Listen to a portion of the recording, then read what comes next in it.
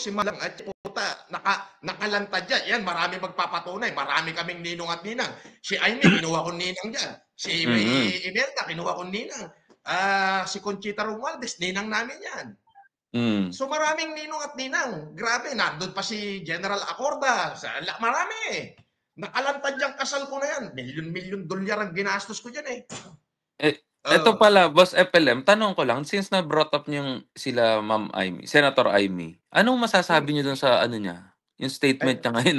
Ibang klase yun ha. Joe, Yun ang matin.